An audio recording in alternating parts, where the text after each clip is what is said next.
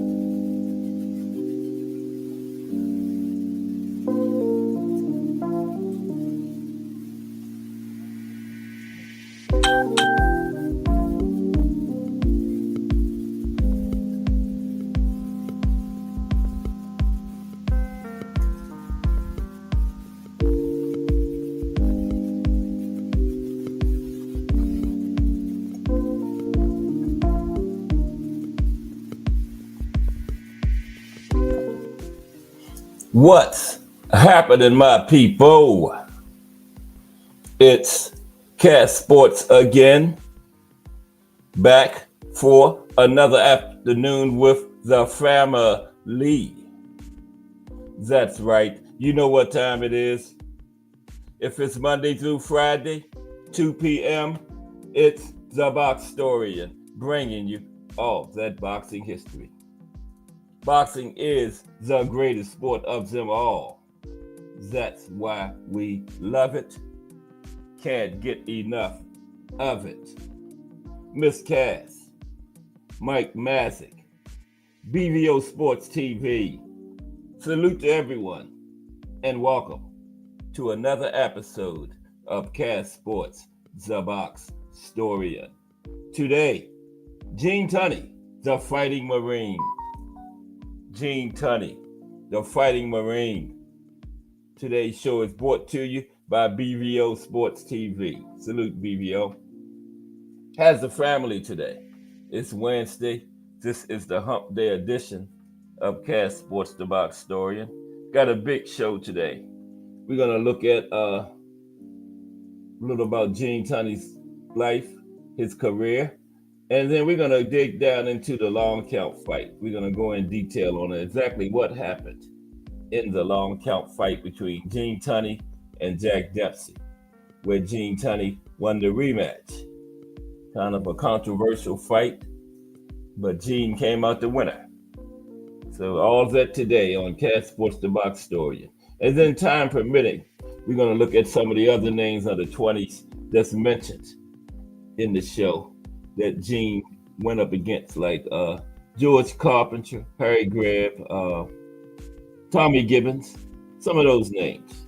Time permitting at the end, we're going to look at some of those other fighters from that era, okay? But we got to get our fight of the day in first. So let's get that in so we can get to the Fighting Marine. Okay, so let's take a look at the fight of the day now.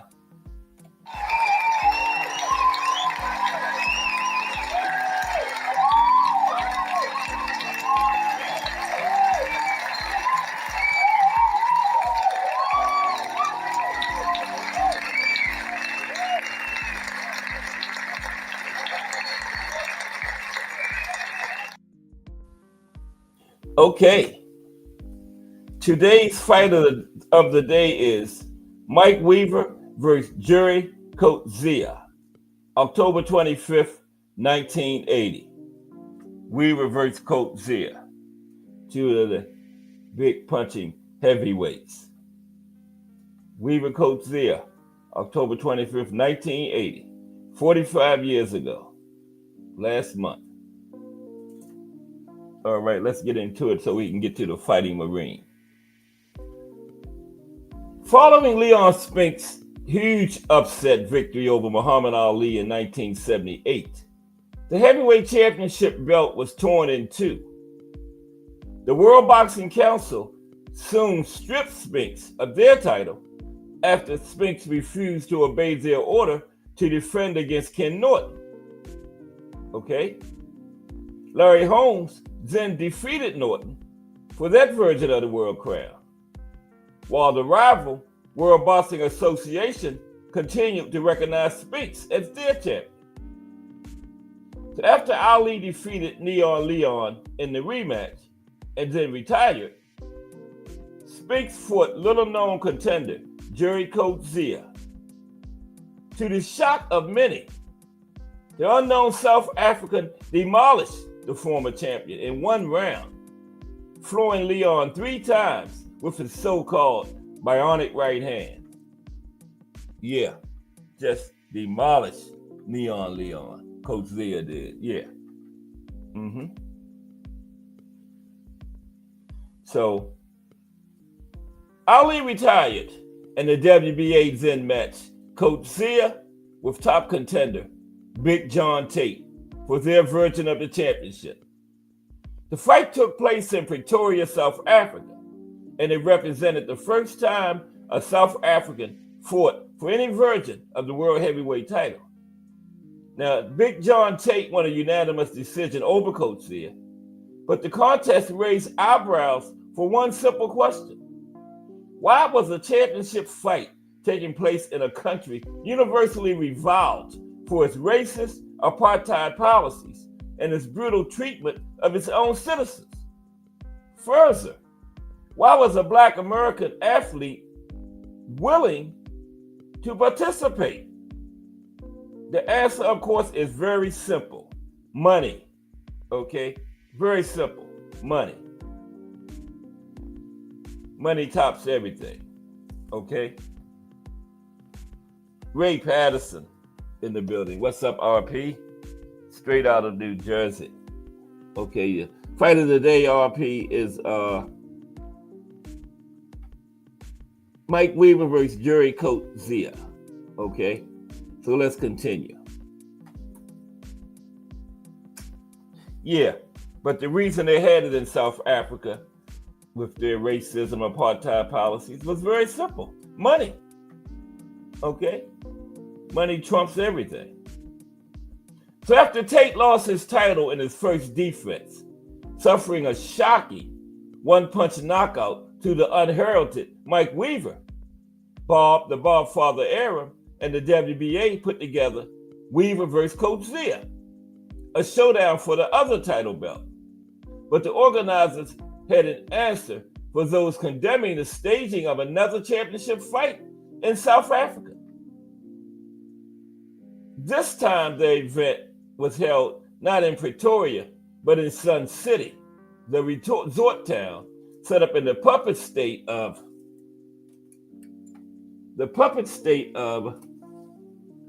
Bofu Botswana. Bofu Botswana. Yeah. Or something like that. But that's where it was at. That's over there too. Okay. But everyone knew where the money made from the event was really going. But the Bob father and company could assert with a straight face that the fight was not happening in the global pariah that was apartheid South Africa. Okay? It is Weaver and Holmes. Weaver put up a good fight against Holmes. Everybody was surprised with the effort that Weaver put up that night. Yeah, against Larry Holmes.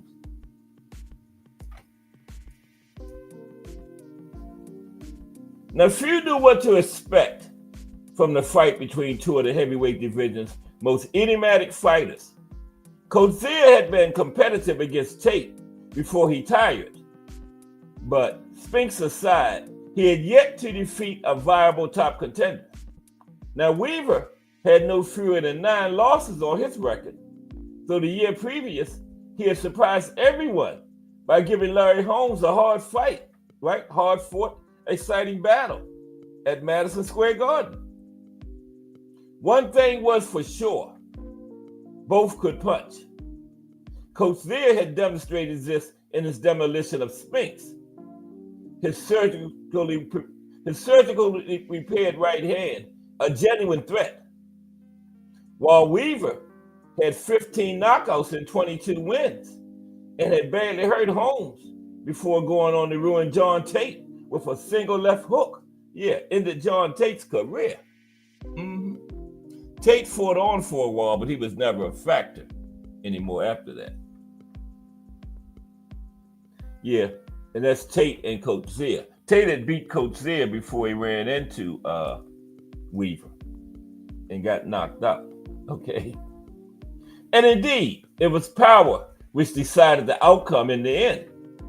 Weaver versus Coetzee was a rather ugly fight, but it was not wanting for action, as it boasted some thrilling moments, plenty of toe-to-toe slugging, and a sudden ending. The reason for the fight's unsightliness was simple, as its loss to Tate showed. Coetzee lacked the stamina to battle in the trenches for 15 rounds. Knowing this, Coetzee's strategy was to try and ambush Weaver and score the early knockout.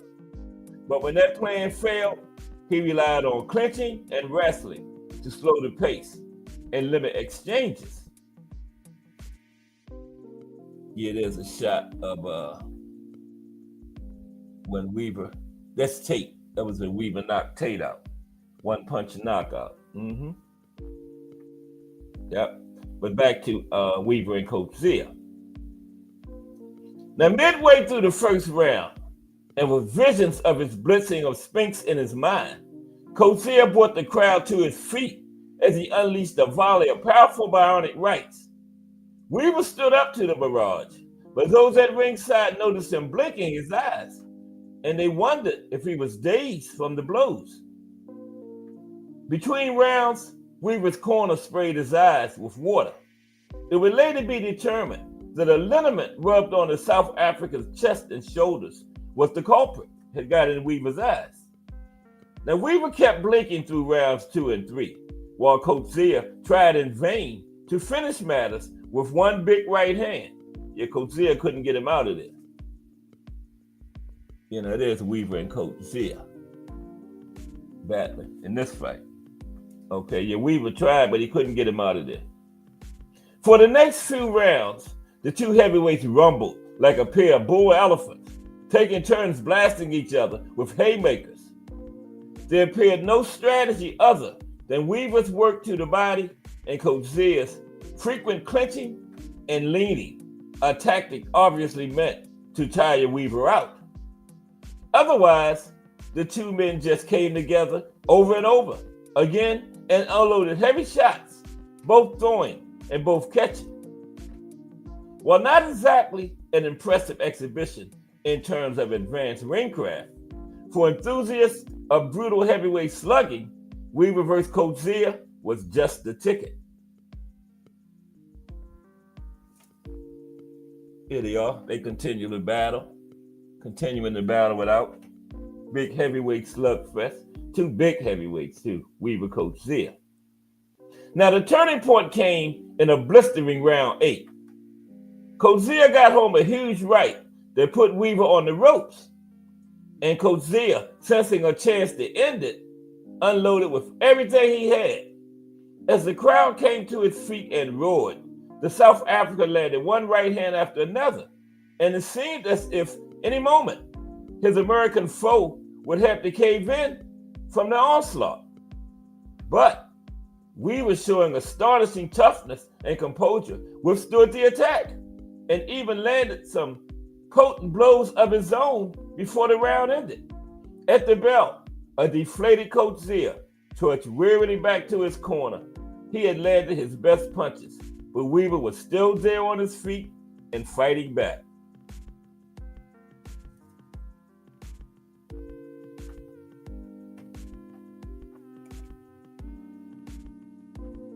Yeah, there you go. Still part of the battle. Coetzee got Weaver on the ropes, but he just couldn't get him out of there. Weaver was proved he was a tough guy, man. In the succeeding rounds, Coetzee resorted to more clinching and wrestling, and Weaver became increasingly frustrated. In the 11th, Weaver opened the bridge of Coetzee's nose with a right hand. In the 12th, he snapped Coetzee's head back with an uppercut. All the while, the South African was grabbing and hugging and draping himself over Weaver like a lovelorn teenager in a slow dance competition. Okay? Weaver complained to the referee, but Coetzee persisted with his mauling tactics. An exasperated Weaver decided enough was enough in round 13. He abruptly reversed the momentum and began stalking with purpose, connecting with a right hook, followed by some heavy shots to the challenger's body, and then another right that put the South African on the run. Showing more energy than at any previous moment in the whole entire fight, Weaver then struck with a series of stinging jabs before Coetzee attempted to stand his ground in ring center and time the champion with a Hail Mary right hand haymaker. Yeah, Coetzee decided, I'm going to try to catch Weaver, punch with him, and catch him with one of these big haymakers. Okay? But the punch never landed. Instead, Weaver beat Coetzee to the punch with his own thunderous right hand. Weaver threw his own haymaker, which connected flush on Coetzee's chin. Down went Jerry. He tried to rise, but was still on his knees when the referee said 10. Fittingly, a slugfest between two powerful punches ended with a clean one-shot knockout. Now, Weaver would go on to beat James Quick Tillis before losing his title to Michael Dokes in a highly controversial fight. Coetzee then defeated Dokes to become South Africa's first ever heavyweight champion. The fight taking place in Ohio, not South Africa. All the while, Larry Holmes was universally recognized as the real heavyweight champion, thanks in part to his win over Weaver. But Holmes vacated his WBC title to avoid a fight with Greg Page, and also to make a big money unification fight with Coetzee that for various reasons never happened. Okay? Instead, Page knocked out Coetzee, while Tim Witherspoon became the WBC champion. The chaotic heavyweight title mess had begun in earnest, and confusion reigned for years before a young man with dynamite in his fist came along to impose order. His name, Iron Mike Tyson. And there you have it, the fight of the day. Mike Weaver, Jerry Coetzee. And Bruce Gass is in the building. Salute Bruce Gass. That was the fight of the day. I know Bruce Gass remember that one. Weaver Coetzee. Yeah, they was throwing some haymakers in there that night. Weaver finally got one through to end it. So now let's go to the Fighting Marine, Gene Tunney. Sponsored by BVO Sports TV from the Sports Talk Network. Appreciate you, BVO. Okay? The Fighting Marine. Jury coach here now. Yeah, okay, there we go. I was on the wrong picture. Yeah, we're going to dig deep into that long count fight today, too. Okay? We're going to talk about exactly what happened. The mob, everybody was involved in that. Yeah. But first, we're going to talk a little bit about Gene Tunney, the fighting Marine. He was actually in the Marine Corps, right? Yes, he was. The drunk Irishman, Mike Rim, in the building. Salute. We are Gene Tunney, the fighting Marine. Brought to you by BBO Sports TV. But salute Mike Rim and the drunk Irishman. Okay. Yeah, Bruce Gass, drunk Irishman, BBO Sports TV. Please subscribe to these great channels if you're not already. I know all of us in here subscribe to them already, but anybody listening on the playback or anything, subscribe to these great channels. You won't be disappointed. Okay, Gene Tunney, the fighting Marine today. Did I say it was brought to you by BBO Sports TV? Yeah. Okay, let's get to it. We're going to talk a little bit about Gene first, and then we're going to go to the long count fight. Very controversial fight between Gene and Jack Dempsey in 1927, 98 years ago. I think it was in July. Yep, almost a century now. Wow. Yeah, everybody that was involved in it is gone now. But the referee was, well, let's get to it. I'm going to tell the whole story before we get to it. First, Gene Tunney. Then we're going to get to the long count. But Bruce says, happy birthday, Michael Moorer. Okay. Happy birthday to Michael Moorer today. All right. Thank you, Bruce Gass. What is today, the 12th? November 12th. Michael Moorer. Birthday. Became famous for being the other side of George Foreman, historic winning the championship in 1994. Moorer will always be remembered for that. He was one the big George beat for that, right? Okay, but Gene Tunney, the fighting Marine. There's Gene up there. Gene Tunney will forever be a truly great boxer, one of the very best to ever step into the ring. A clever strategist with excellent footwork, superb defense, tremendous courage, and a dangerous right hand. He fought in one of the most competitive eras in boxing history. He won championships in 2 weight divisions, light heavyweight and heavyweight, and he retired with a record of 65 wins, 1 loss, 1 draw, 67 fights, just 1 loss. Had a draw in there. So he had a great career, the fighting Marine.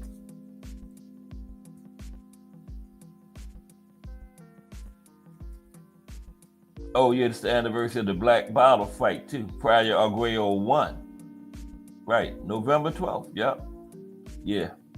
Anniversary of the Black Bottle fight. Prior Arguello won. Okay. Yeah, okay, so now, yeah, Gene Tunney was 65 wins, 1 loss, 1 draw. Now, the necessity of beginning a profile on Tunney with these 2 sentences reveals an unfortunate irony. Regrettably, this all-time great, the only boxer to defeat both Harry Greb and Jack Dempsey, was not appreciated by the public in the manner he deserved. Okay?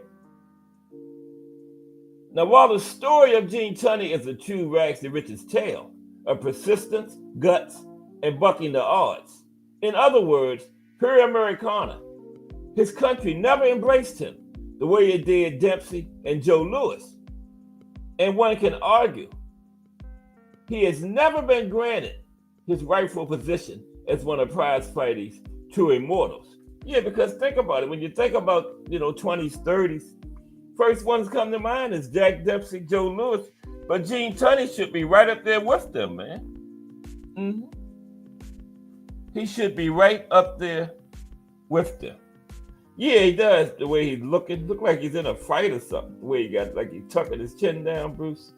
Yeah, but yeah, he should be right up there with when you're talking about Jack Dempsey, Joe Louis, Gene Tunney should be right up there with those immortals. Mm-hmm. Yeah, you can argue. Gene Tunney has never been granted his rightful position as one of prize fighting's true immortals. Mm-hmm. Oh, that's the picture I was talking about right here. Look like he's in the middle of a fight there, the way he got his chin tucked and everything. Or just posing, you know. But yeah. Now, while Tunney's Irish Catholic family was not exactly destitute, they did struggle to make ends meet. His father toiling as a stevedore for 12 hours a day in New York City and earning just $15 a week to support a family with 7 children. Now, his father, John Tunney, had come to America with his wife, Mary, in 1880. Their first child, James Joseph, was born in 1897 in the United States. And James Joseph acquired the name Gene after his younger sister found James impossible to pronounce. Yeah, so his real name was James, but they start calling him Gene because his little sister couldn't pronounce James. And why is James so hard to pronounce? James. Yeah, but that's where he got his name Gene from. Real name was James Joseph. Little sister couldn't pronounce James, so they started calling him Gene. Okay.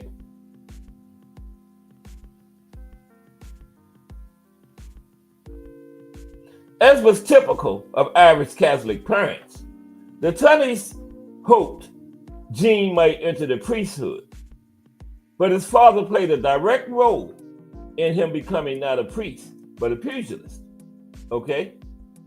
Like so many Irishmen at the time, John Tunney loved boxing, no doubt in part because the Irish were dominating the fight game at that time.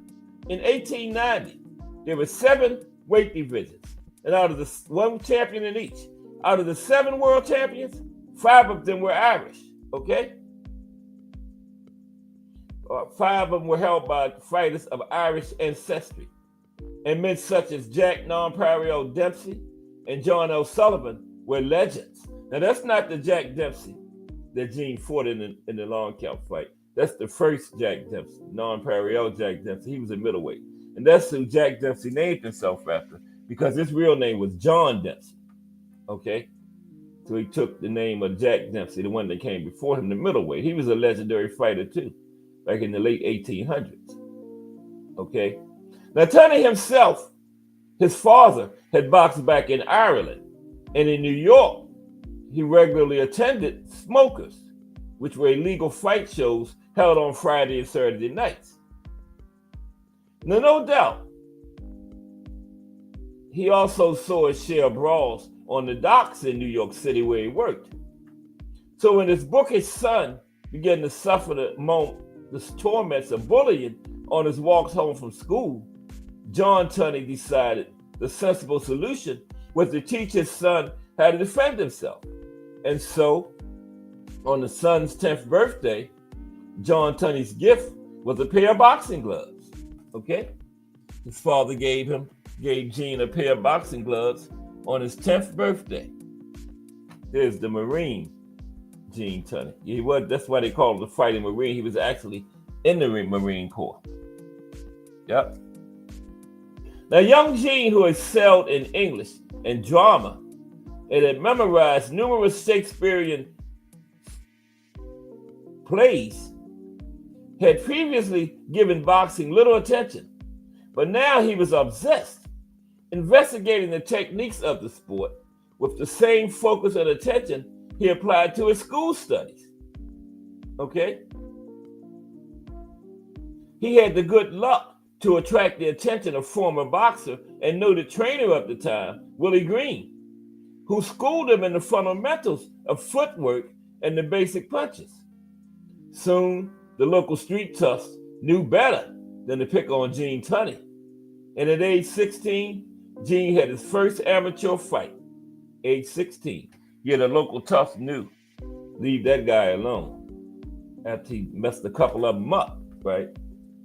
They backed off. And at 16, he had his first amateur fight. At age 18, Gene turned pro, despite the fact his parents still held hopes he would become a priest. Instead, when America entered World War I, Gene joined the Marines, and his military service helped to advance his boxing career. Okay?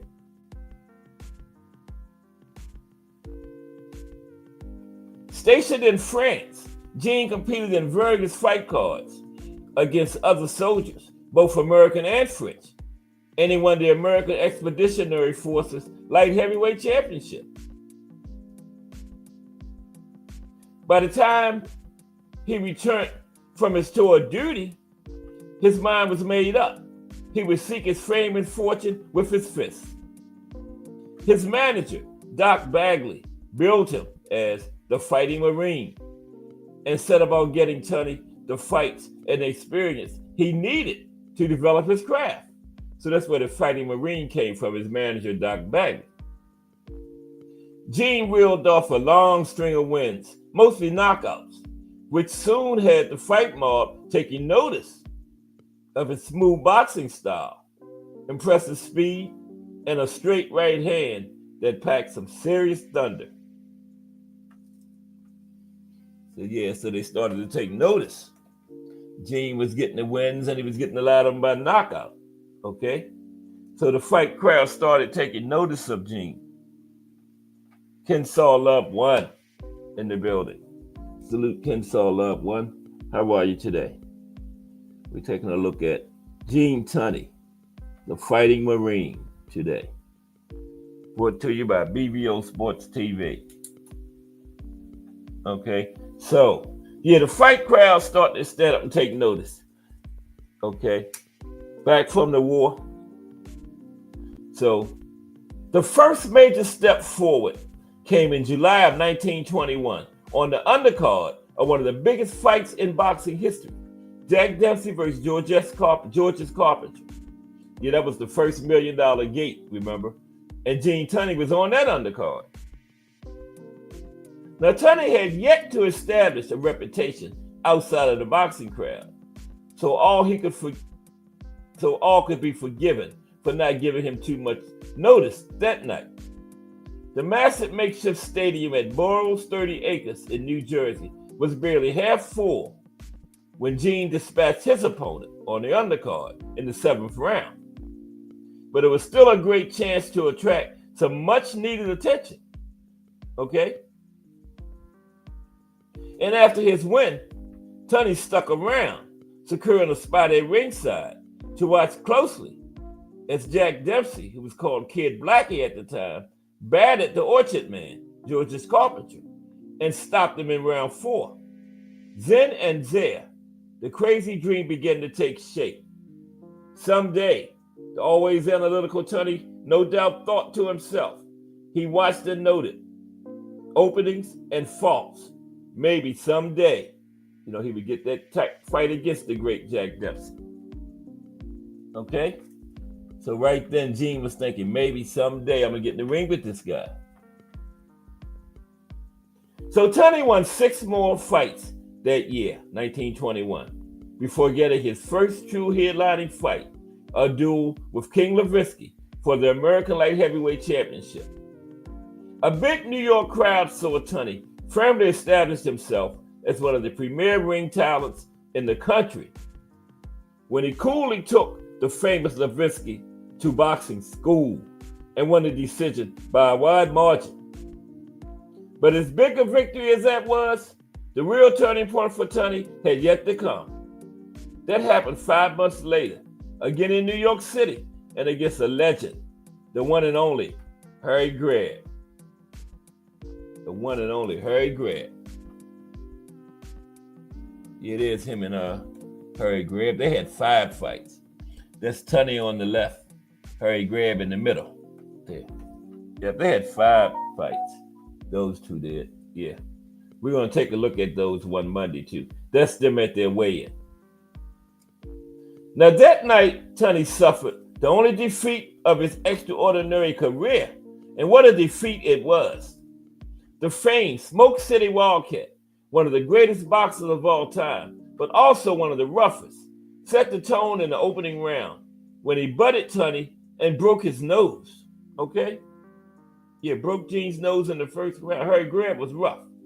They said he wasn't above, going south of the border, head button, going to the eyes, with his thumbs. But he butted Gene in the first round and broke his nose. Thereafter, the fight was a one-sided and gory affair. The only question being whether or not Gene could survive to hit a final bell. Bleeding profusely from his nose and cuts over both eyes, Gene absorbed a terrible battery, but he won over the crowd by virtue of his courage, as despite the gruesome pounding he took round after round, he never stopped fighting back, and somehow survived to hit a final bell. At the conclusion of the massacre, the crowd gave Gene a standing ovation that was long and loud. Yeah, Harry Grant beat the brakes off of him, but Gene made it to the final bell and never stopped fighting back. So yeah, that was a big point in his career. And by the way, that was the only loss he suffered in his career. 67 fights. It's 65 wins, 1 loss, 1 draw. That only defeat that night. But that defeat, as painful as it was, may have been the best thing to ever happen to Gene in terms of the success to come. It forced him to rethink his approach and refine his technique. According to his own account, as he rested and let his wounds heal, he replayed the Grant fight over and over in his mind, searching for the right timing and the right sequence of punches to derail the ferocious attack of the Pittsburgh windmill. Okay? Evidently, he conjured an effective strategy as he went on to defeat Grant the following year and regain his title, light heavyweight. Tunney and Grant would lock up 3 more times after that. And while all the fights were highly competitive, by the end of the series, it was clear Tunney had the edge. Okay? So this is Tunney and Tommy Gibbons right there. That's him up against a fighter named Tommy Gibbons. We're going to talk about Tommy at the end, time permitting. Okay? So, by 1925, America's best light heavyweight was raising eyebrows from coast to coast as he now openly campaigned for a chance at the heavyweight crown atop Jack Dempsey's head. Okay? Now, few took his challenge seriously. Dempsey had now assumed the status of a living legend, his image that of the most savage and brutal warrior the ring had ever known. His most recent defense of his title has seen a scintillating 2-round brawl against the giant from Argentina, Luis Firpo. And since that thrilling victory, he had been busy making money with public appearances and exhibitions. Tunney added some substance to his challenge with a knockout win over top heavyweight Tommy Gibbons, a fighter Dempsey had defeated on points. But still, the vast majority of the public saw the fighting Marine as no threat to the Manasseh Mauler. Yeah, everybody saw Gene as no threat to Jack Dempsey. Plus, Gene was a light heavyweight, right? He had just come up to heavyweight, so everybody was like, nah, he's no threat to the Manasseh Mauler. And yet, after 10 fast-paced rounds on September 23rd, 1926, it was Tunney's hand that was raised, and no one could question the result. The fight had been one-sided. The rematch 1 year later, the famous and controversial Battle of the Long Count, was more competitive, but no less decisive. Though Dempsey had marginally better success tagging the elusive Tunney and knocking him down in round 7 in the rematch, Tunney dominated the last 3 rounds to take another unanimous decision. Some penalized Gene for defeating a version of Dempsey that was years past his prime, but it's worth noting that Jack himself stated that he didn't know if even at his best he could have ever licked Gene Tunney. Okay, yeah, Dempsey said he don't even know if he could ever beat this man. So Tunney won both fights.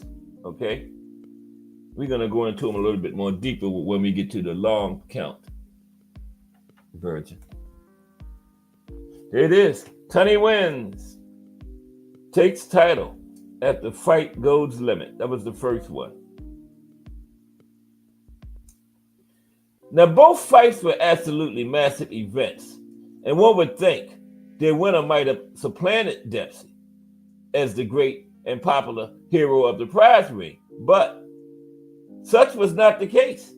Tunney never received the love of the American public, and his standing among the greats has suffered ever since. And the reasons for this are not difficult to discern. Okay? First, Tunney was famously bookish, a trait which simply did not mesh with his chosen profession. Whoever heard of a professional prize fighter who loved to read Shakespeare and counted among his friends people like George Bernard Shaw? The public was naturally suspicious of a public figure who, instead of pandering to the masses, appeared to stand apart from them. Second, Tunney himself was suspicious of the press and maintained a frosty relationship with reporters, resenting to the utmost their interest in his private affairs.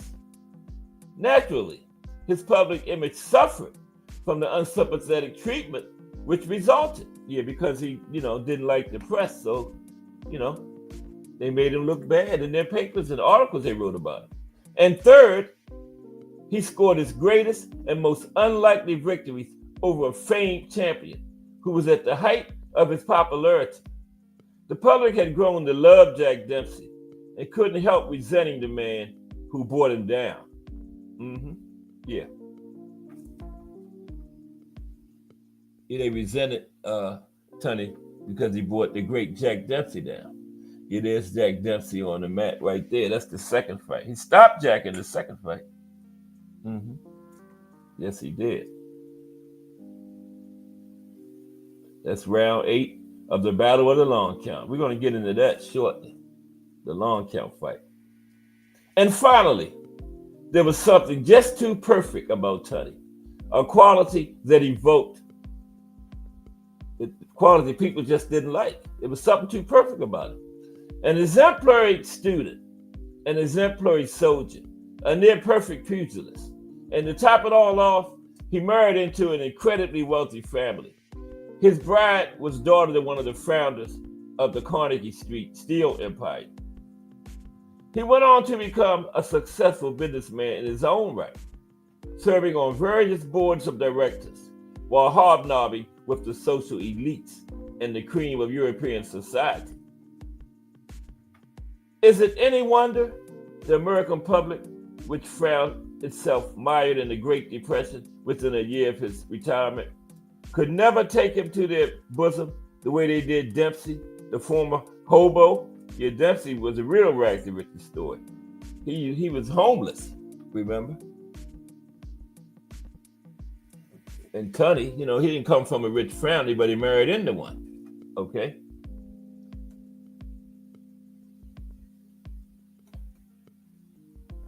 There's a shot of Gene Tunney.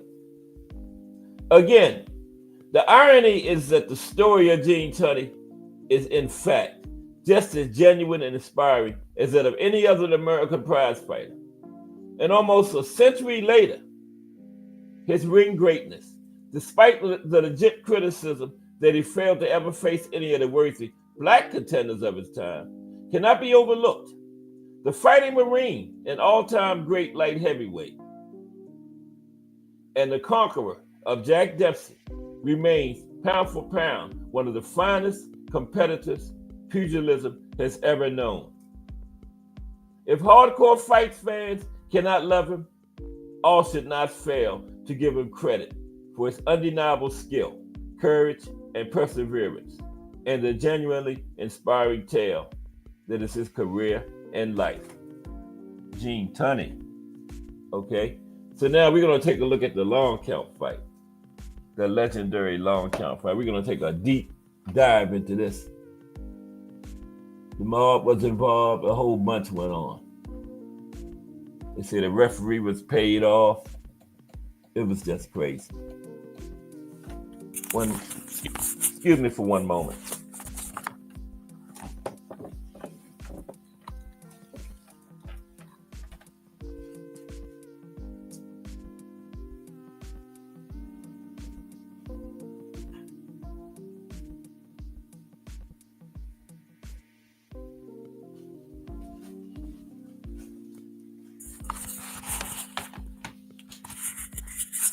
Okay, let's continue with the long count fight. Okay, this was a classic here. 98 years ago, July 1927. That's 98 years, right? It's 2025. Take away 100, carry to 10, divide by 1/10 of 2000. Yeah, 98 years ago. Right. Okay. Mike Rim, I didn't see Mike. Salute, Mike Rim. How are you? I was just getting ready to say Mike Rim. Well, there's Mike Rim up there. Yeah, Mike Rim did come in. I got his name on this paper. Salute, Mike Rim. Okay. Yeah, we're going to talk about the long count fight now. Okay, we're going to do a deep dive into the long count. Okay. Oh, man. They done changed the StreamYard screen to black. They always change something. As soon as I get something figured out, they change it.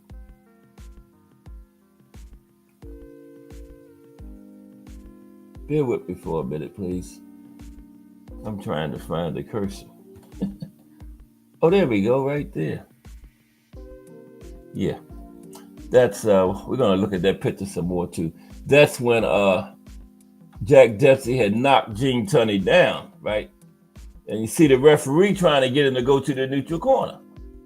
But Jack had never been in a neutral corner fight. They had just started using the neutral corner rules. So Jack was confused. See Gene Tunney? He went to the closest corner that was to him. But the referee was trying to tell him to go over to the other corner on the other side. See that? But yeah, let's talk about it. The long count fight. Yeah. And that's Tunney on the mat.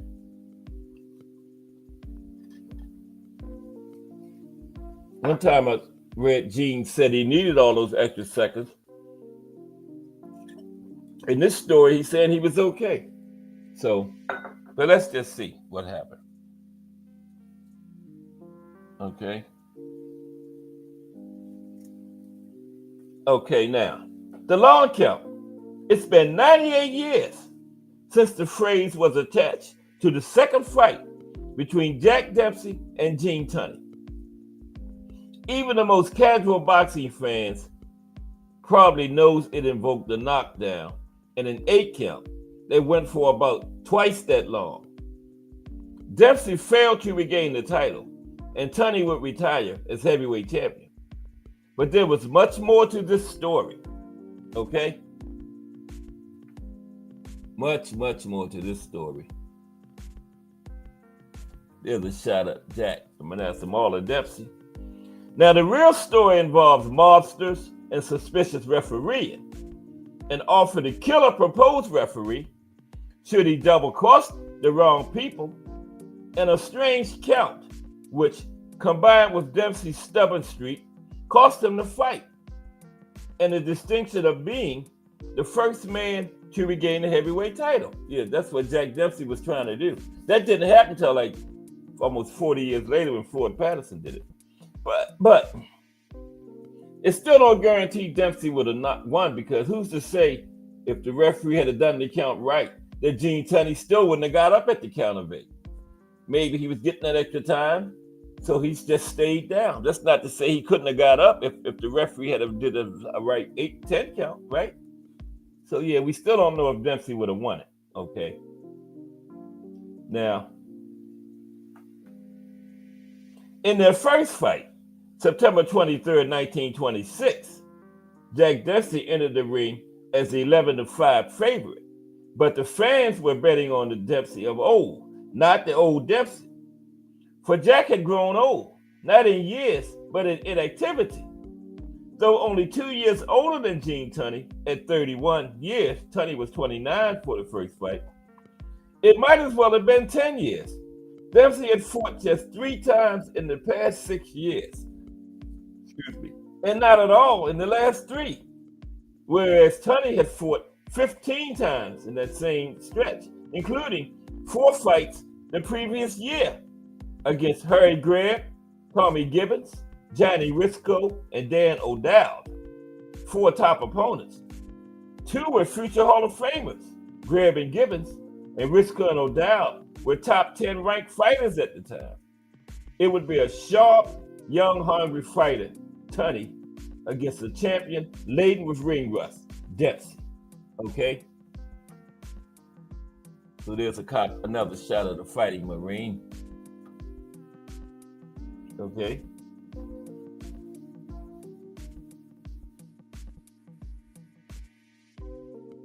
Now, knowing Tunney to be fast and skilled, the Dempsey camp brought in Tommy Loughlin, the great light heavyweight fighter, who would claim that defended his title the next year.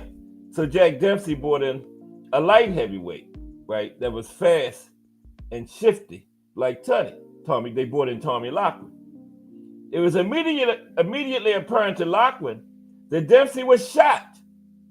His timing was gone, his reflexes terribly eroded, and the light heavyweight had no trouble handling the man who was still the most feared heavyweight in the world. Loughlin had no trouble with him in sparring. Now, Tommy Loughlin suggested they close the camp to reporters so he could work with Dempsey on his timing. But the promoter, Tex Rickard, nixed that idea.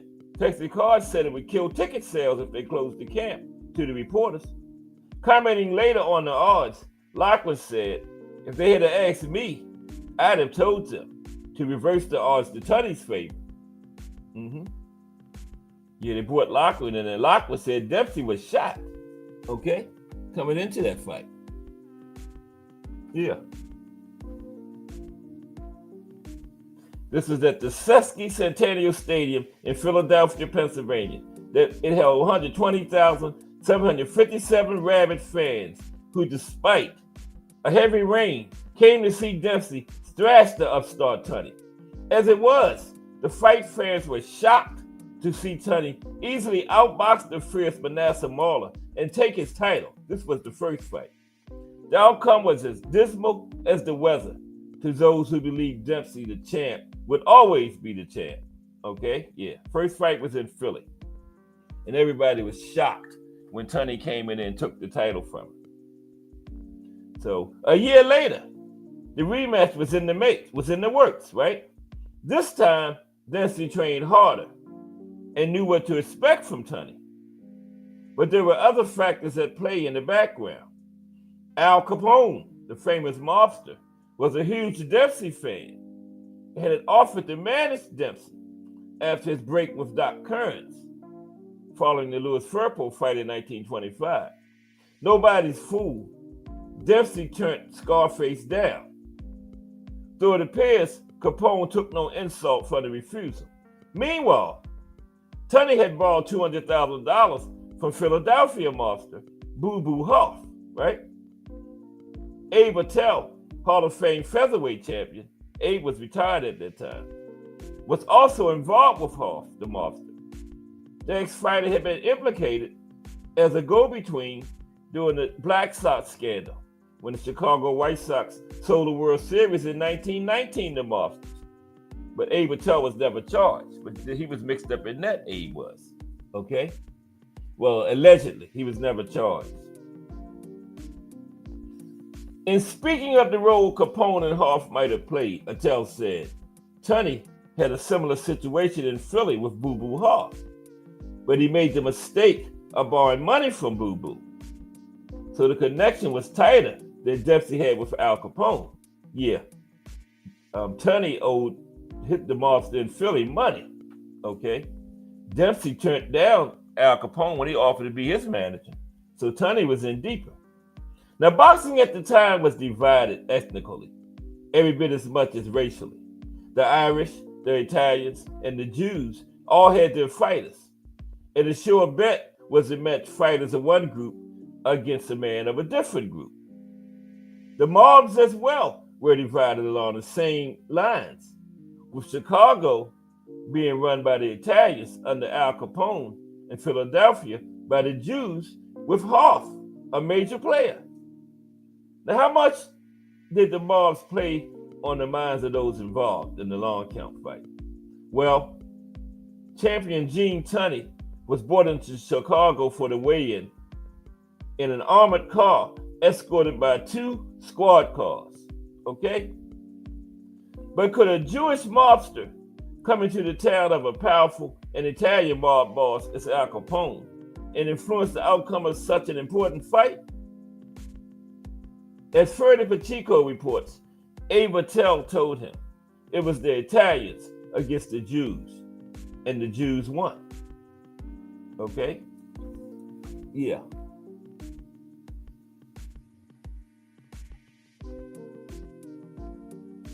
There's a shot of the crowd. It was a massive crowd for this fight going into the arena.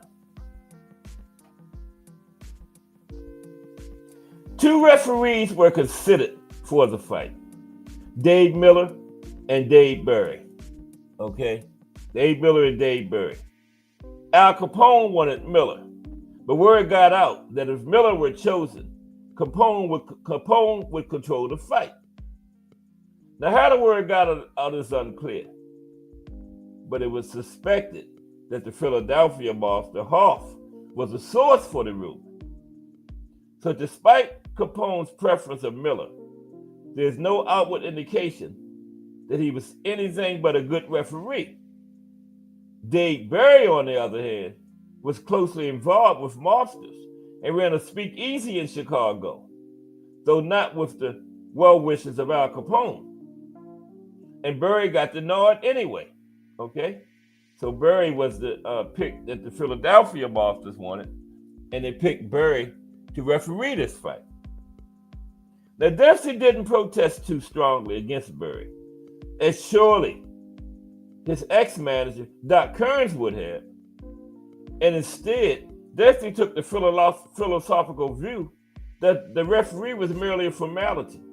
As the Ring magazine, January 1967, reported, Jack pointed out that no referee could help him regain the title because he could not hope to outpoint Tunney. I've got to rely on these, the Mauler said, holding up his fists. I have got to knock him out. It was a mistake on Dempsey's part not to realize how much the referee could influence the fight, especially when it was favored by those with money behind Tunney. Okay? Yeah, the referee was favored by the Philadelphia mob. Okay? Boo Boo Hoff and his crew. Now comes the rule that would lead to 98 years of controversy and cause the fight film to be studied over and over, stopwatch in hand, by most boxing historians. The neutral corner rule. Okay, here's the neutral corner rule. As written, the rule stated, when a knockdown occurs, the timekeeper shall immediately rise and announce the seconds audibly as they elapse. The referee shall see first that the opponent scoring the knockdown retires to the farthest neutral corner and then turn to the timekeeper and pick up the count in unison with him, announcing the seconds to the boxer on the floor. Okay? So all that's said is the fighter that scores a knockdown is supposed to go to the farthest neutral corner. The timekeeper starts the count as soon as the guy hit the mat. And when the referee gets the guy to the neutral corner, he's supposed to look at the timekeeper and pick up where he's at. Okay? Not start over. Pick up where the timekeeper is at. Should the boxer on his feet fail to go or stay in the corner, the referee and timekeeper shall cease counting until he has done so. Okay? So, simple enough. But the neutral corner rule had only been in effect for a couple of years. and wasn't in effect at all in Illinois where the fight was at. So how did it come to be a factor in this fight? There are conflicting stories on why the neutral corner rule was added. The Ring magazine writer Dan Daniels said, suppose Leo P. Flynn and Bill Duffy, who represented Dempsey in the conference on rules, had not held out for the stipulation that if either fighter scored a knockdown, the aggressor had to go to a far corner. But did they insist on that provision or not argue against it? It actually seems Jack Dempsey did want the rule. In effect, quoted in the Chicago Daily Tribune the day after the fight, George Lighton, one of the two judges of the fight, said, if the neutral corner rule, that has been Dempsey's contention ever since the Firpo fight. That's why it was put into effect. Just Do Boxing in the building. Salute Just Do. I was talking about Gene Tunney today. We talked about the controversial long count fight. But salute Just Do Boxing coming up at 4 p.m. Okay? Yeah. Some people said Jack Dempsey wanted the neutral corner rule in effect. It actually seems Dempsey did want the rule. Quoted in the Chicago Daily Tribune the day after the fight, George Lighton, one of the judges, said that has been Dempsey's contention since the Firpo fight. Abe Patel said, if he had his way, Dempsey's former manager, Doc Kearns, would not have allowed Burr to be the referee or allowed the new neutral corner rule or the big ring size. None of it. Every corner is neutral until the bell rings to stop the contest, was Kearns' view. But unfortunately, Dempsey did not have Doc Kearns to maneuver for him since they were on the outs. Okay? Yeah, he got rid of Doc Kearns by then. Obviously, such a rule does not favor the puncher Dempsey over the boxer Tunney. It had always been Jack's tactic to stand over fallen foes and pummel them the instant they got up. Is there any reason Dempsey would have endured such a rule? Perhaps not if he thought it over, as Kearns would have. But Kearns wasn't with him any longer, and the rule was allowed. It is ironic to note that the neutral corner rule was instituted because of Jack Dempsey. His whirlwind fight with Louis L. Firpo in that Wall melee. Firpo was knocked down 7 times in the first round and Dempsey twice, the second time sending him through the ropes. In the second round, Jack knocked the big Argentinian out. Afterwards, partly to pacify the perennial banned boxing crowd, and partly to keep the confusion in the ring to a manageable level, it was decided there would be no more standing over fallen fighters by the opponent. But Dempsey would not fight again until his first fight with Tunney, and wasn't familiar with the mechanics of the new rule he inadvertently helped bring into existence, and apparently insisted on having it in effect. Yeah, when he knocked the guy down 7 times, he's standing right there over top. Every time the guy got up, Dempsey knocked him down again, so they brought the neutral corner rule, and you can't stand over top of your fallen opponent anymore. You got to go to the furthest neutral corner. Okay? So that's where that came from. The neutral corner rule. Jack Dempsey was the cause of it. Okay?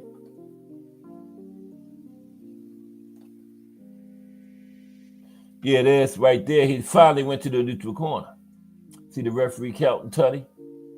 But first, he was right over there in the corner where the referee and Tunney is at. That's where he should have been in the first place, okay? But he wasn't familiar with it. Now, next comes the ring size. The slugger, like Dempsey, wants a small ring to make it easier to catch his man. But the final size favored the boxer Tunney. As Abe Patel said, look what they got from the Illinois Boxing Commission. Kearns always wanted the 16-foot ring when Dempsey fought. In a phone booth, nobody walks out alive but Dempsey. Somehow, though, Tunney ended up with a 20-footer for the fight, a ring made for a track meet. Besides the neutral corner, the other concession Dempsey won was the length of the two fights, 10 rounds. He knew his condition in 10 rounds. He might catch the fleet Tunney, even in the larger ring. But past 10, he wouldn't have enough left to do anything if he did catch up to Tunney. Okay? So Dempsey wanted the shorter distance, 10 rounds. As to the referee and the mob, the Ring magazine stated, in 1951, Ed Sullivan, who lived with the Dempsey entourage at Lincoln Fields while Jack was training for the fight, wrote a revealing column in the New York News about an offer by 5 Chicago mafia hoods to have the right man referee the battle if the Dempsey camp fought for its choice. The fee was to be $50,000. According to Sullivan, the referee choices offered an ominous stage with the mobsters. But behind the scenes, the Dempsey camp kept trying to arrange the selection of a referee who would be friendly to Dempsey. Chicago mobsters said it could be done, and we drove to a Chicago hotel to listen to their reasons. This is one of Dempsey's team talking here. Now, Dempsey's manager, Flynn, asked, "How do you know that your hand-picked referee won't double-cross you?" Because they're one of the Chicago mobsters, we will be sitting in working press seats. And the minute he steps out of the ring, we will take him by the arms and escort him out of the building. If there's a double cross, when we go outside the park, you'll hear the backfire of a car. Only it won't be a backfire. It will be one of us shooting him in the head. Right? So the proposed referee was present for this meeting where his life was threatened, right? And though Sullivan doesn't name him, indications are that it was Dave Miller. Was the other side putting the same mortal pressure on Dave Berry? Probably, as Abe Patel asserted that he was Hoff's referee. Yeah, so Sullivan went on to tell how they returned to the training camp and told Dempsey of the offer. Dempsey said, "You're stark, raving crazy. I told you once before that I'll carry my own referee into the ring, in my fist. Now you want me to put up $50,000, and I say, hell no. I want no part of it, and that's final. Don't make any deals in your name or my name. Tell the boys I appreciate their interest, but no dice." So Dempsey turned it down. And apparently, Tunney got the same offer and took it because the referee was giving him all kind of favoritism in that ring. You know, they was going to get Dave Miller to call the fight in Dempsey's favor. They ended up with Dave Berry. He called it in Tunney's favor. On September 22nd, 1927, Dempsey climbed into a much too large ring with a referee not of his choosing to do battle for his title. Less people showed up for the rematch at Soldier Field, Chicago, with his higher ticket prices, but there was still 104,000 people on hand. And they gate a new record, $2.6 million. That was the new record at that time, 1927, $2.6 million gate, okay? For the first 5 rounds, Tunney controlled the fight with his sharp jabs and quick footwork. But the 6th round was Dempsey's as he stalked his nemesis like the mauler of old. Even so, Tunney would later say, "I knew after the first round that I had Dempsey. I knew further that it would be only a question of time when I would knock him out. 12 rounds would have done it." Okay? In the 7th round, Tunney seemed to be taking a breather, or had decided Dempsey was too far gone to be a threat. Whatever his thoughts, they were abruptly snapped back to the situation at hand when Jack caught him with a left As Tunney fell back against the ropes, Dempsey unleashed a torrent of punches, backed by all his power and fury, and Gene collapsed to the floor. Okay? So let's see here. This is Tunney goes down. That's not one.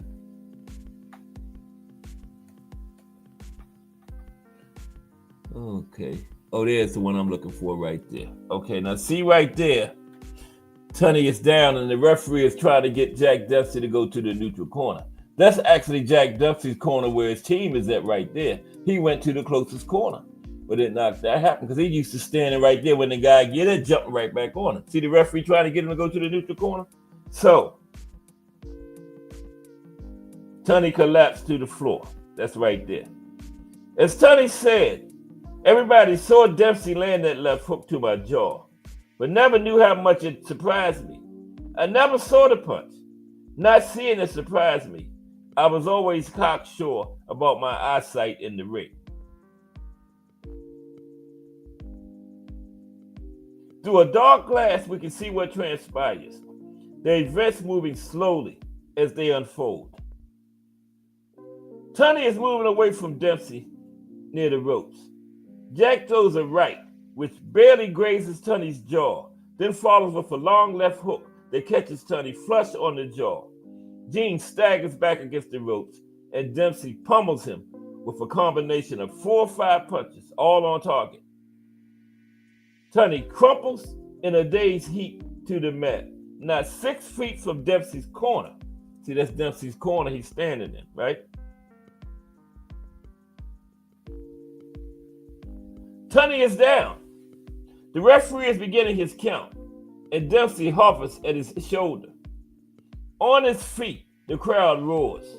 On his back, Tunney pulls to a seated position, one leg turned under him at an unnatural angle. He pulls his leg around, still making no effort to rise.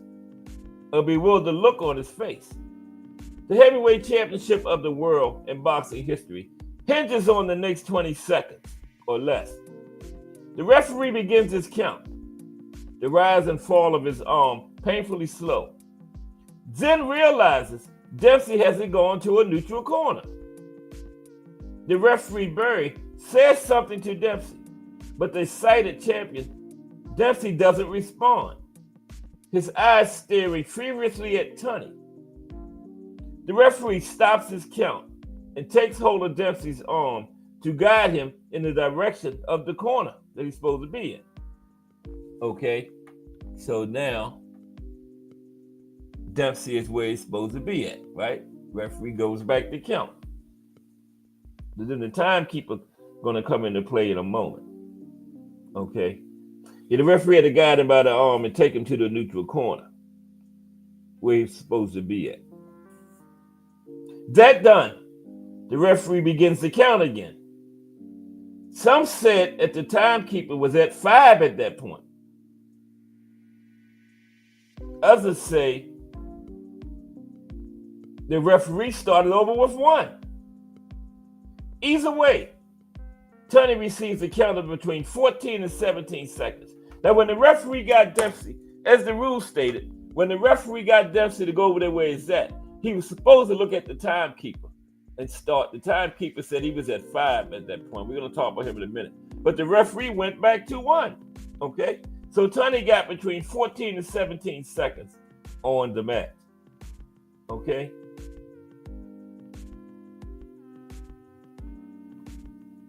And Tunney needed it all. For it's not until the referee's new count of 7 that Tunney looks at it with clear recognition of where he is and what's transpiring. And the timekeeper was way past 10 at that point. At the referee's count of 9, Tunney gets up and takes off on his bicycle, avoiding the punches of Dempsey for the rest of the round. The scene spins faster and a moment passes. Dempsey's opportunity is forever gone. In the next round, Tunney scores a flash knockdown of Dempsey, and from then on, will coast to a win by decision. Oh, he won the second fight by decision too. Yeah, coast to a win by decision. Okay. Excuse me for a minute. There we go. But questions remain. Why didn't Dempsey go to the neutral corner in the first place? Some have said it was his stubborn nature and combative personality, while others ascribe it to confusion. It is probably a combination of both. The man is down. He looks like he's not getting up. So why move away? Stand there and watch him be counted out. Such might have been in Jack's mind. Also, he appeared completely baffled by the new neutral corner rule. That was the first time it had been used in a fight he was in, remember? He appeared completely baffled by the neutral corner rule once it actually came into play, whether or not he endorsed it. The rule stated the standing fighter must move to the farthest neutral corner, but Tunney had went down almost in Jack's corner. Okay? Now this makes sense. Tunney had went down right by Dempsey's corner where his team was at. The farthest corner was Tunney's. So was that neutral? Right? The farthest corner was Tunney's. Was that neutral? Then which of the other corners should he use? They are both 20 feet away. The referee is supposed to point it to a neutral corner. The farthest neutral corner means whichever one of the corners, farthest corner of the two corners that neither team is in, right? That's the farthest neutral corner. And the referee was pointing when he was telling him to go there. So Dempsey just didn't pay attention or something. I don't know what happened. But he lost his opportunity. Right there. See, the referee is pointing. I guess. But anyway, Jack finally ended up over there in the neutral corner. Okay. In the heavyweight champions, Stanley Weston describes the confusion. When Tunney hit the deck near the ropes, referee Dave Berry started to count. 1, 2. Berry stopped suddenly when he realized that Dempsey had not gone to a neutral corner, according to the rules. Go to a neutral corner, Dempsey, Berry ordered. Jack turned around and tried to figure which of the four corners of the ring were neutral. The referee was supposed to point him to one. The pointing finger of one of his seconds answered the question, and Jack finally was where he was supposed to be. It took one of his team, because he was standing right by his corner, one of his team pointed him to the farthest neutral corner. See, that referee was bought and paid for by Tunney's people. He didn't even point Jack to a neutral corner, which he was supposed to do, right? Sid Mercer wrote in the Cleveland News the day after the fight. Dempsey at first stepped past Tunney and went to his own corner, only a few feet away.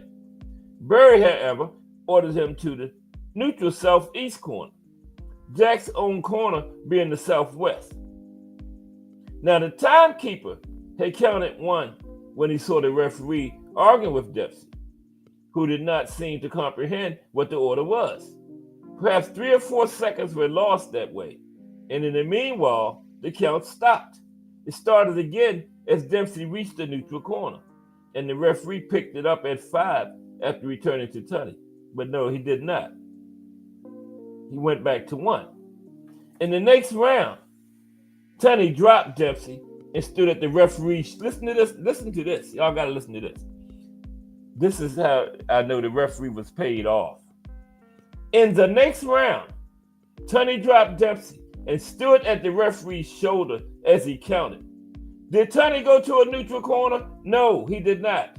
Did the referee stop the count to steer him to a neutral corner? No, he did not. He let Tunney stand right there beside him while he was counting Dempsey out, right? Tunney did not go to a neutral corner. The referee was paid off. Mm-hmm. Yep.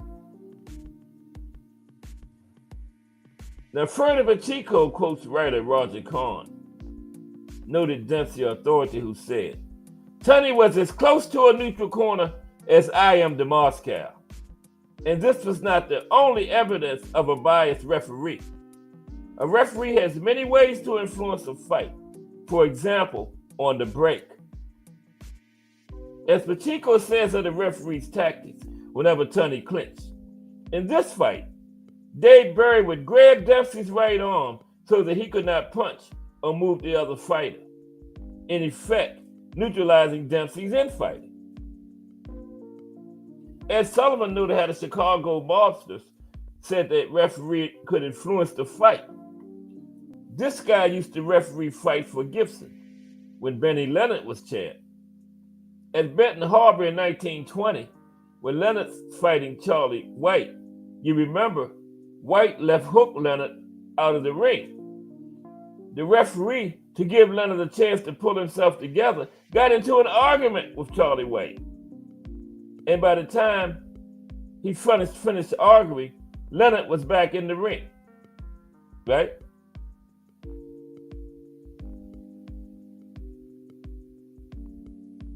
And the whole time he was wasting time telling Dempsey to go to a neutral corner, he was giving Tunney time to recover. And remember, he didn't even point to the neutral corner. He was trying to confuse Jack Dempsey. And then the next round, Tunney knocked Dempsey down. He stood right there the whole time the referee was counting, right beside him. Never went to any kind of neutral corner. Even the referee's actions in picking up the count are in question. The rule said the referee shall see first that the opponent retires to the farthest neutral corner and then turn to the timekeeper, pick up the count where the timekeeper is, announcing the seconds to the boxer on the mat. Should the boxer on his feet fail to go or stay in the corner, the referee and timekeeper shall cease counting until he has done so. Yet, according to sports writers at ringside, rather than assuming the count as it was once Dempsey had complied, Berry started over at 1. Not only that, but he also slowed his count between 5 and 9, giving Tunney more time to recover. Now here's the timekeeper, okay? The timekeeper was a guy by the name of Paul Beeler. Timekeeper Paul Beeler had 3 stopwatches, okay? He had one in his hand and he had 2 on the table. And the timekeeper said, the referee faced me and was swinging his right hand, yelling out the count, 1. I had a split second in which to decide whether to go with the referee's count or continue my own original count, which had started when Tunney was floored. I went along with the referee. He was in charge. So when the referee started over at 1, the timekeeper said he went back to 1. When Berry reached the count of 9, Tunney got to his feet and did a great job of backpedaling for the rest of the round.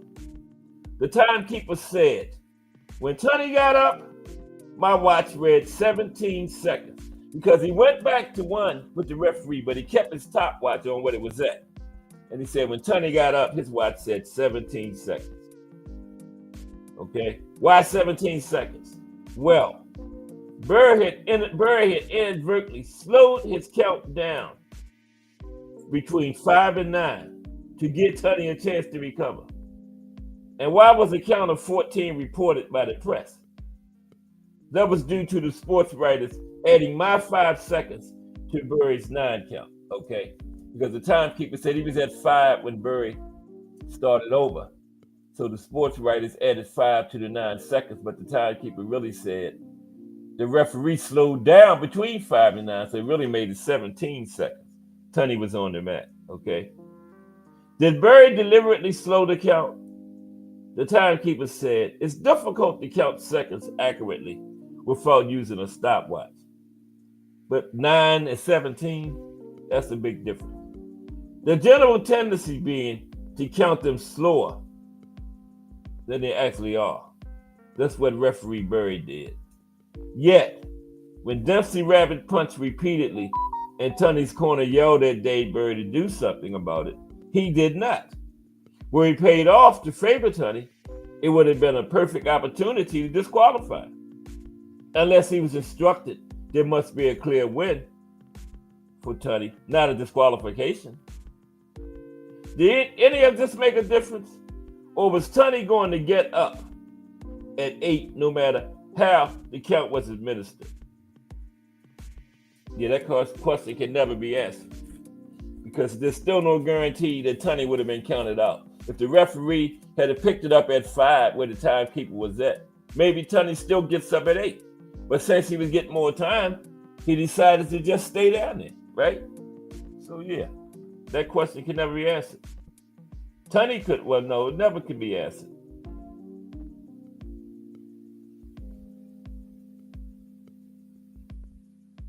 Now, Dempsey beat himself by being slow in getting back to the corner, said one of the judges. There have been many remarks to the effect that Tunney could have risen sooner. I don't think so. In my opinion, Tunney would have been counted out if Dempsey had moved away faster. This is a judge sitting right there at the mat, touching the mat, right? You know where the judges sit at, on different sides right there.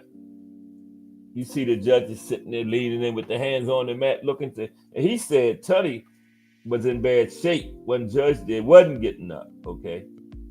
Tunney said, I was not hurt when I took the count in the 7th round, but considered it just as well to take my time about rising. Tunney said, he giving you all the extra time, take it. Dempsey said, it appeared they gave Tunney a generous count in the 7th round. Just enough extra time to let him get his bearings and climb back on his bicycle. Gus Wilson's watch, this is one of the cornermen. Gus Wilson's watch ticked off 15 seconds while Tunney was on the floor. And Gus, as a trainer for many fighters, has been in the business long enough to be able to read a stopwatch. Yeah, that was Dempsey's trainer. You know, they count when somebody on the mat too. His trainer got to 15. The timekeeper said 17. The press said 14. So it was definitely over 10. Whatever it was definitely over 10.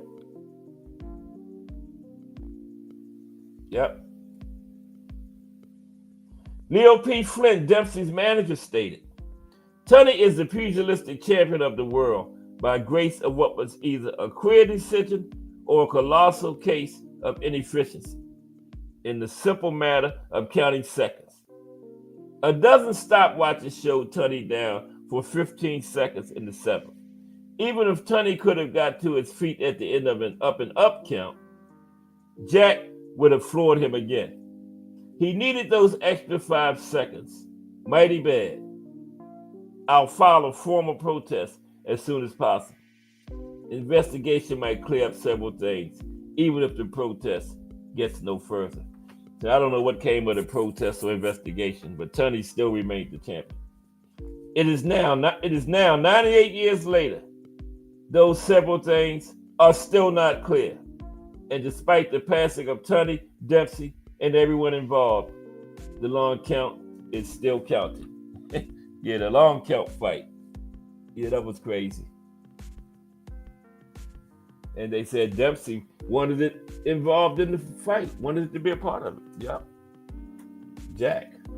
Okay, let's look at some these other fighters that fought around that era since we got a little time left. Let's take a look at Harry Grant first. He fought Tunney 5 times, and we're gonna look at that 5-fight series one of these days. Next Monday is Rocky Graciano and Tony Zale, the Man of Steel trilogy. 2 of those 3 fights in their trilogy was Fights of the Year by Ring Magazine. Yep. Let's take a look at Harry Grant. I think I got, yeah, there's Harry right there. The Pittsburgh Windmill. That's what they called him. Yeah, the Pittsburgh Windmill, Harry Grant. Oh my goodness. What did I do?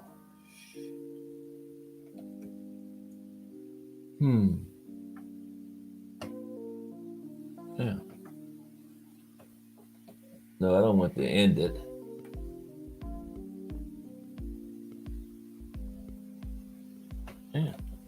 Ask me, do I want to end the stream? No. We still got a half hour. Okay. I'm glad it asked me that. Okay, Harry Grab, the Pittsburgh windmill. That's what they called Harry.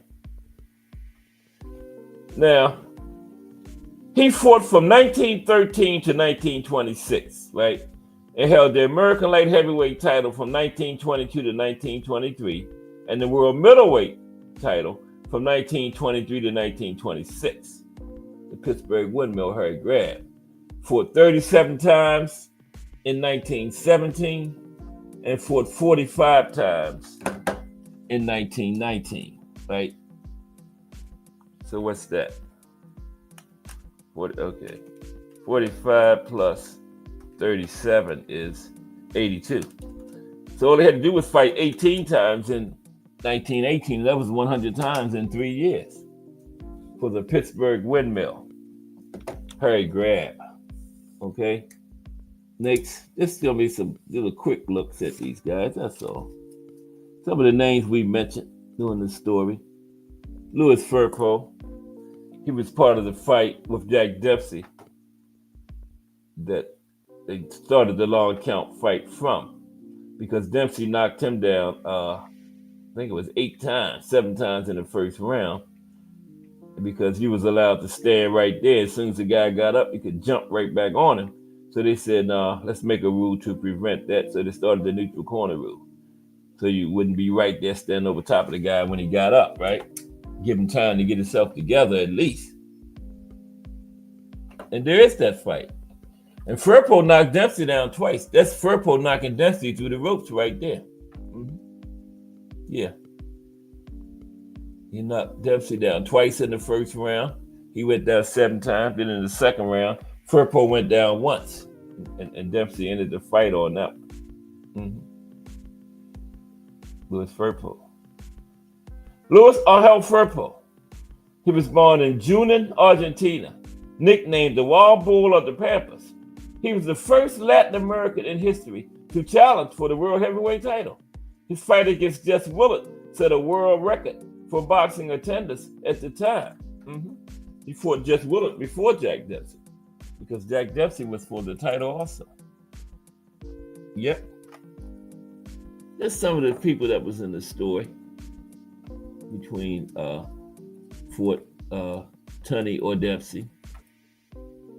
George Carpenter in the first $1 million fight against Dempsey, remember? $1 Million Gate.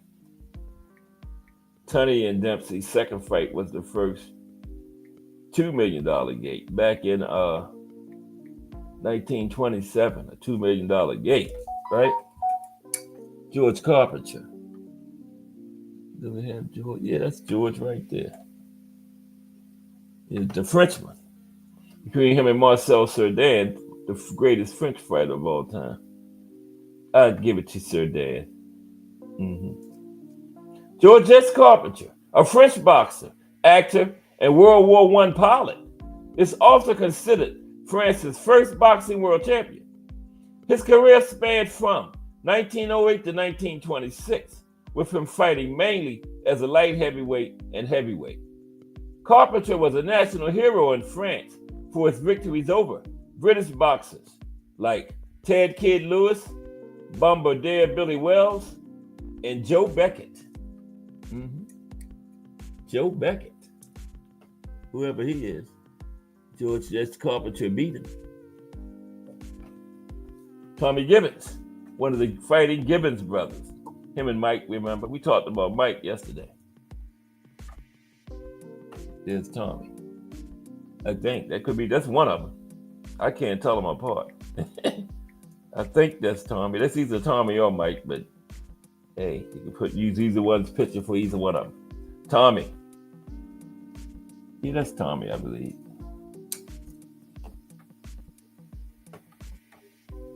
Yeah, that's Tommy. It says it right below his name there on the thing. Tommy Gibbons. Okay. Thomas Joseph Gibbons. He was an American heavyweight boxer. Tommy Joseph Gibbons. Okay, he had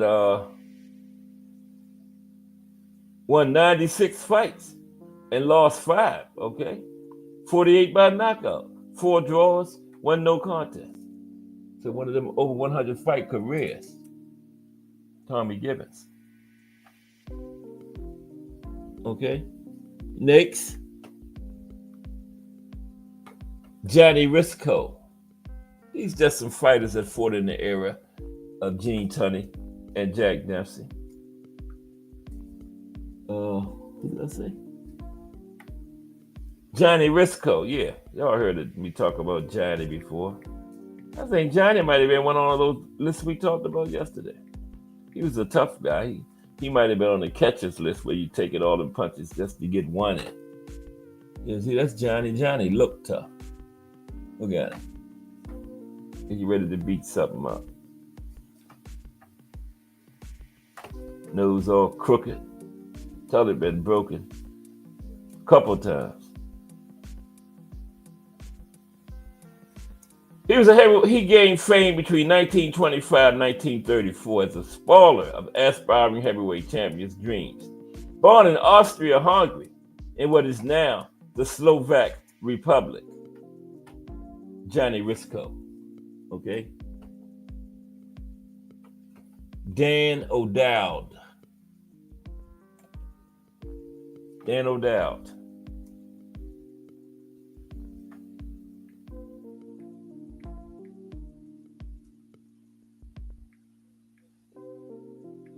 Dan O'Dowd was American.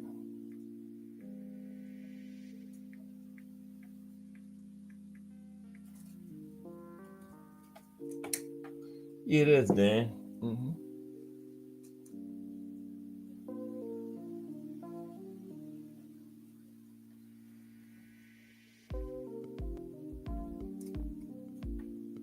Dan O'Dowd.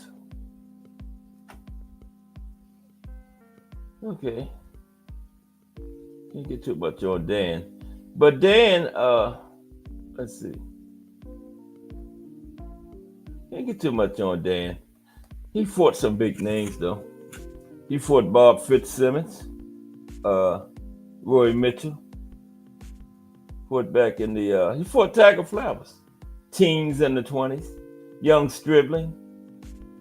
Some big names on Dan's. Gene Tunney. Yeah, he fought Gene.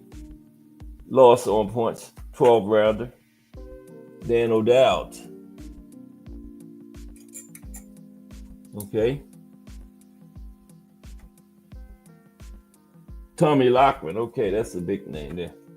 Tommy Loughran. He was the one Jack Dempsey brought into camp to help him. He wanted a quick fighter, fast hands, a mover, boxer. He was a light heavyweight. Jack Dempsey brought him in to get him ready for the second Tunney fight. And remember, Loughran was like, damn, Jack Dempsey is done. You know? He wanted to close the sessions to the press, the sparring to the press so he could work with Jack. But the promoter, Tex Ricard, said, no way. That's going to kill the ticket sales if I close the camps to the press. You ain't doing that, Tommy. So Tommy said, well, tell the odds makers they better put their money on Tunney. Yep. What's up, BVO Sports TV? I could have sworn BVO was in here. We just talking about some fighters now, BVO, that's fought back around that era that Tunney fought it. Tommy Loughran, okay? He was a former world light heavyweight champion. And BoxRec has Loughran as the number 7 ranked light heavyweight of all time, okay? And the Ring Magazine founder, Nat Fleischer, puts Loughran at number 1 of all time, okay? Light heavyweight. I mean, number 4, okay? Former world light heavyweight champion. Mm-hmm. Went to the Hall of Fame, the Ring Magazine Hall of Fame in 1956. He's in the International Boxing Hall of Fame, 1991, okay?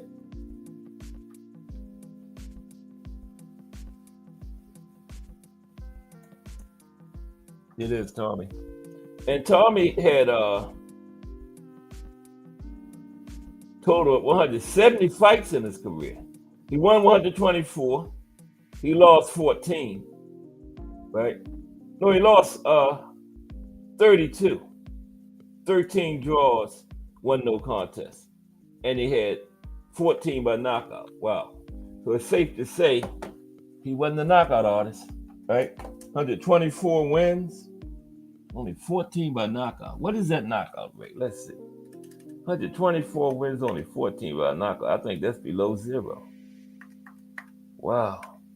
Yeah. No, 1%, 1.1% knockout ratio.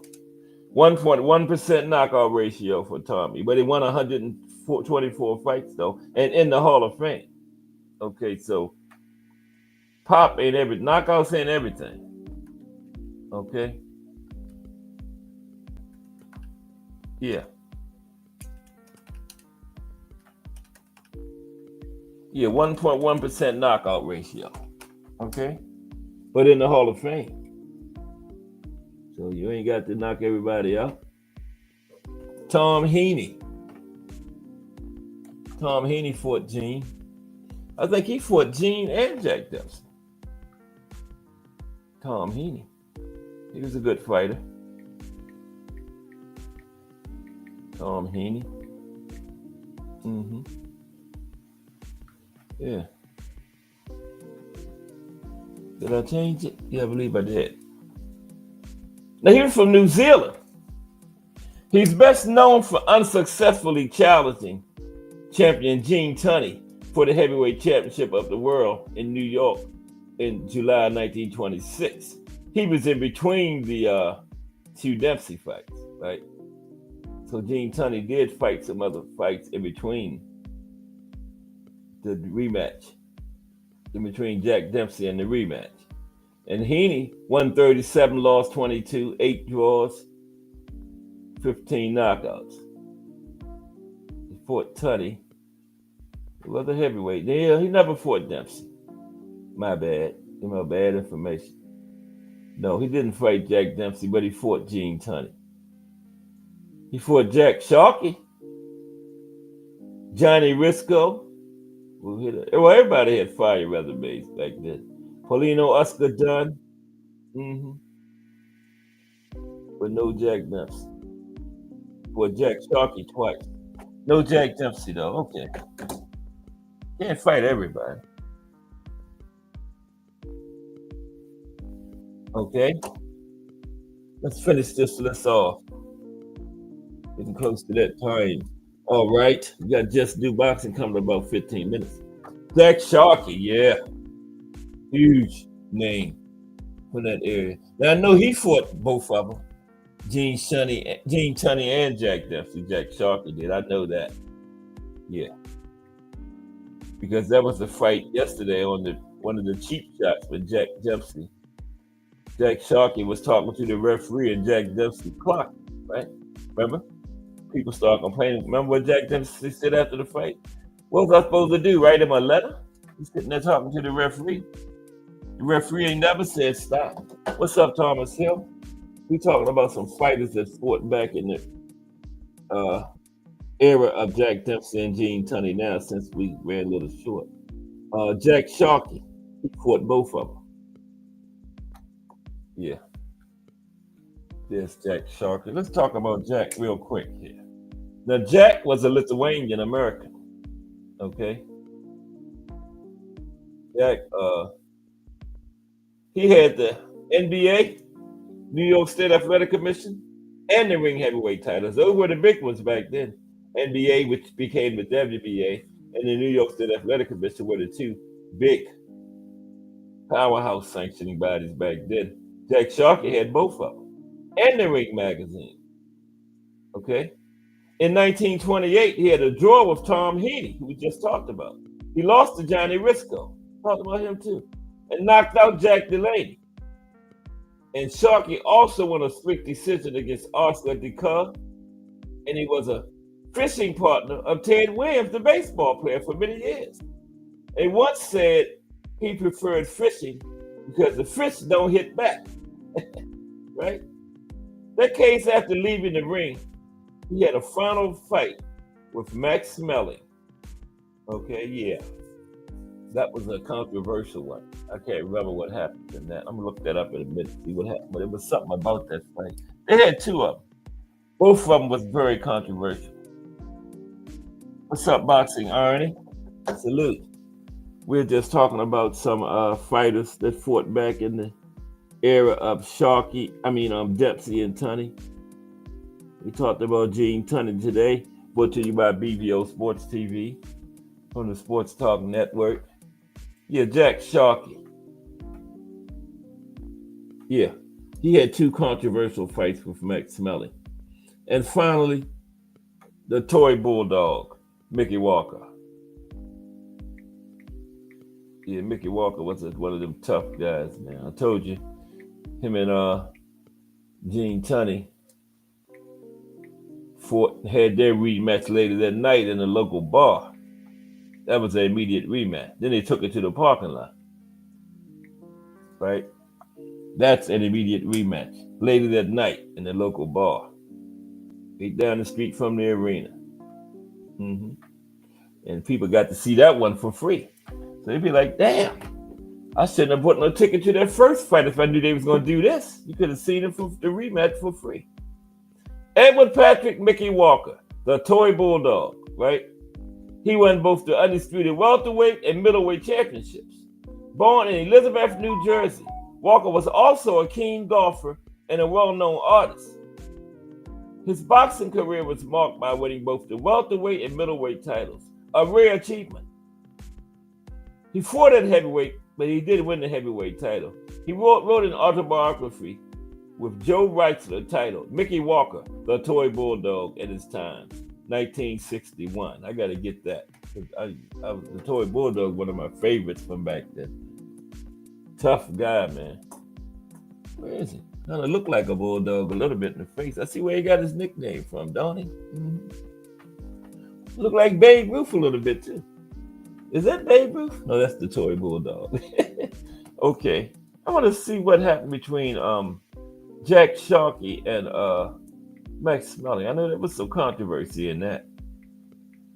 Yeah. They robbed somebody because Smelling was a German. I think they robbed him. They was trying to play keep away.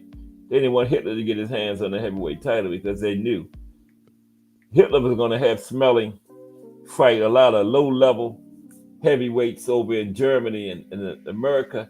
And America would never see the heavyweight championship again for decades if Hitler would have got his hands on it. But so they played keep away from Smelling. Because when Joe Louis got the fight, when Joe Louis won his first title against the Cinderella Man, what was his name? James J. Braddock, was it? I think. When Joe Louis beat him, Max Smelling was supposed to get that fight because he had just beat Joe Louis, remember? But they did Smelling dirty. They gave it to Joe Louis. Smelling was the number one contender. Well, Joe was number one and Smelling was two, but Smelling beat Joe Louis. So Smelling was supposed to get the title fight, and then he turned around and they gave it to Joe Louis, right? That was dirty, man. So then they was never going to get Smelling a shot, but Joe Louis, after that loss, he gave him a shot because he just wanted to get his revenge against Smelling. Other than that, Smelling probably wouldn't have got a shot. But yeah, Joe Louis wanted his get back. That's the only way he got it.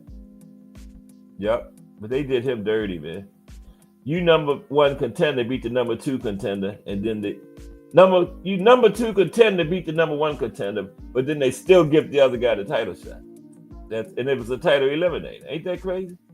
You get it. It's kind of like what they did, the old guy, Barroso, right?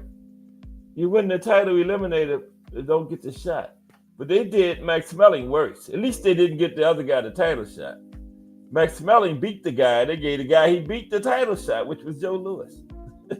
That was real bad. Yeah, man. But, like I say, they didn't want Hitler to get his hands on it because they know what Hitler was going to do. Hitler was going to well, y'all can forget this heavyweight title over there in the United States. Smelling ain't coming back over there. And Smelling was not part of the Nazi party, but being German, everybody just associated with him with it, right? Wasn't his fault, but hey, that's what, yeah. That's how they did Max. Okay, let me see. I was trying to see what happened to that fight because they robbed him against Jack Sharkey. They fought twice.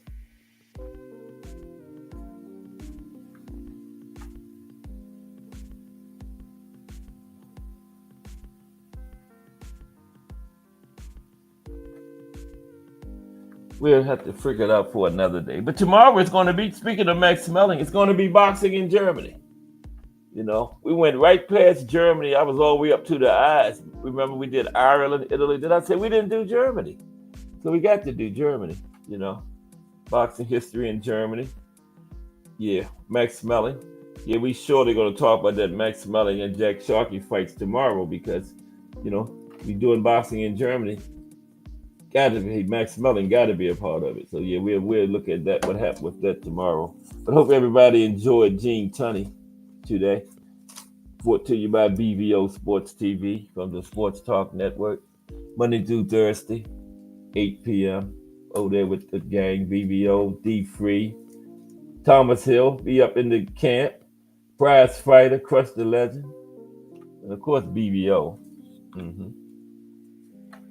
But BBO, your boy Virgil looking bad out here, man. Looking bad out here. Virgil said, I want to fight my dream fighter, Earl Spence, next. I don't care what nobody said. Translate that to, I ain't getting in that ring with that monster named Boots Ennis. He was in the ring Saturday talking some he say, she say about who said this first. Boots like, man, let's just fight. Forget all that he say, she say shit. Let's just fight, man. But Virgil saw Shakur, Oscar Valdez, Bud Canelo. He know what time it is. I don't know. Well, that Turkey, Ali Sheik get involved and pay him. The man want to get paid for that butt whipping. So, you know, just pay the man. You know? I mean, you lose, but you get a nice paycheck for it. You know?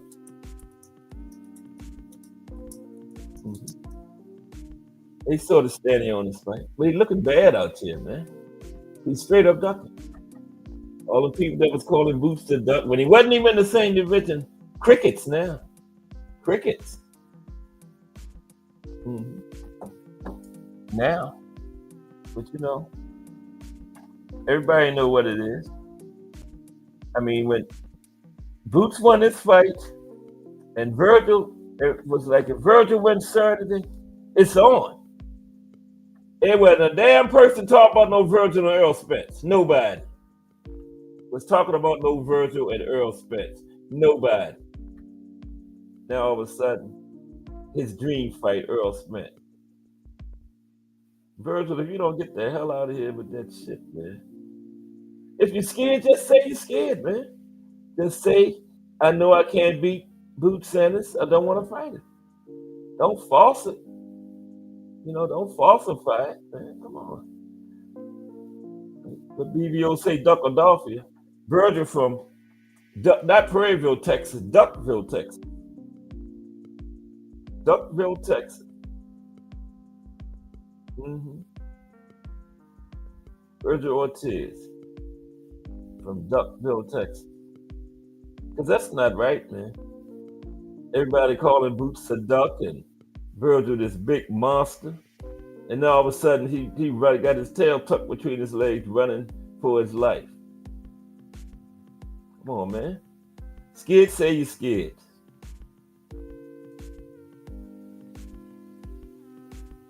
He not even a duck.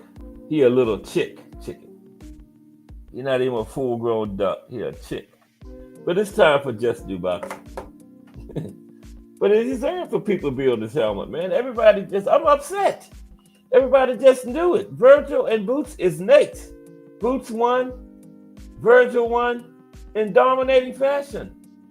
And then he getting in there talking about some Earl Spence.